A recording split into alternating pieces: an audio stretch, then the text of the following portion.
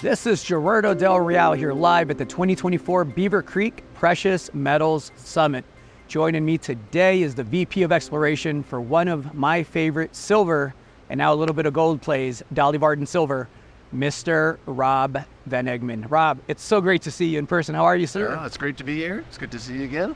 Let's dive right into it. I recommended Dolly Varden to subscribers a couple of weeks back, and what really attracts me to the story is the scale. We talked a bit off air. You have multiple deposit types, you have grade, you have continuity, and seemingly there's no end to where the mineralization extends. So I love that you're on here to kind of give me a non-geo, the geo take on what you have. And I'll try not to get too excited about the geology. I'll keep it at a... Get as excited as you want, Rob. That's why you're here. Yeah. No, it's been, since the acquisition of Homestake Ridge, in 2022, we now have 15 kilometers of Hazelton rock, which hosts all the deposits in the Golden Triangle.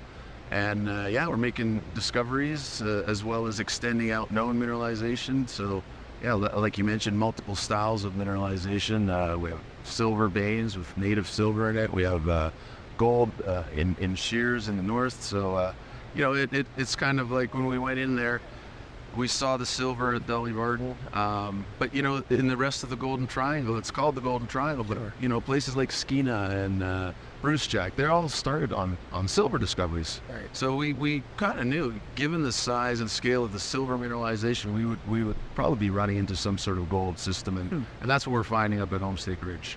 Tell me about that gold system. It's high grade. Yeah. It's shear hosted, so multiple pulses of veins and breccias coming through, and we're defining in the last couple of years sort of a zone where there's a bit of a dilation. So we're getting wider intercepts up to 90 meters with multiple breccias and veins in there. And last year we had a new style of mineralization, very similar to what you see at Bruce Jack, quartz carbonate veining with big chunks of native gold in there. And we have 2 drills up on Homestake Ridge right now, following up on that, and then a third drill is down on the Wolf, the silver veins, following up on that, because we just extended our program. Right. And I was going to touch on that. So you mentioned gold kind of emerging as not just an important credit, but actually as a very important theme for Dolly. What percentage, as of now, of the exploration has gone into the silver and the gold, and moving forward, what's going to be the approach for that? Well, this summer we had a 3-pronged sort of approach. 1/3 of our drilling, which we started with, was for exploration. So that was going to new targets. We had some indications that there was mineralization there, and we've defined this periodicity that every 1.4 kilometers approximately, there's a cross-cutting structure. So we have Kitsal vein, the Wolf vein is making news right now, because as we get deeper, it's getting wider.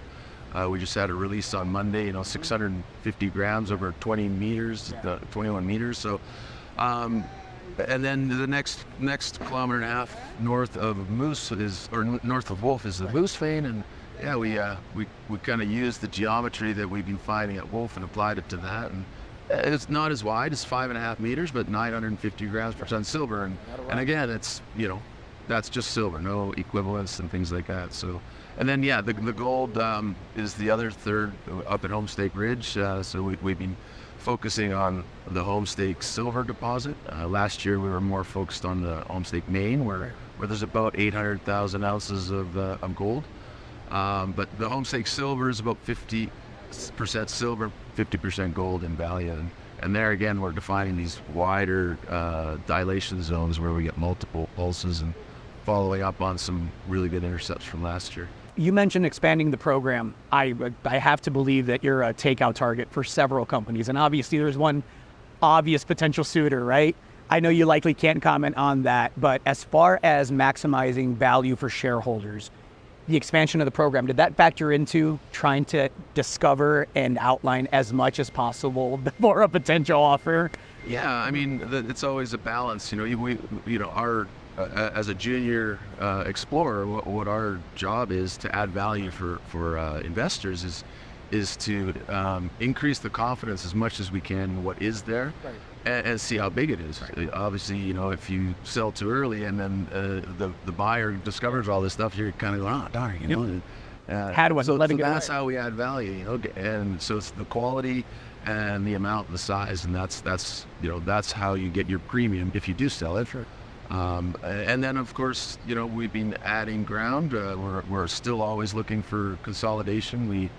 We added a whole bunch of ground and now have the complete copper gold porphyry at Big Bulk, which is a different style of mineralization. Again, we haven't done a lot of work there, but just that adds, again, it's more asset value, and we'll get to upgrading that the next few years. So Well, we have record high gold prices today. Silver's running. that helps A as lot well. of green on the screen, including Dolly. It should be a fun next 12 months. Oh yeah, no, and we expanded the program because of the the raise we just finished, $30 million. So yeah, we'll be heading into 2025 with 30 million in the bank. We won't have to raise any money until 2026, and we'll be riding that wave of increased metal prices. Good times. Rob, Right. thank you. All right, thanks. Appreciate it. Cheers.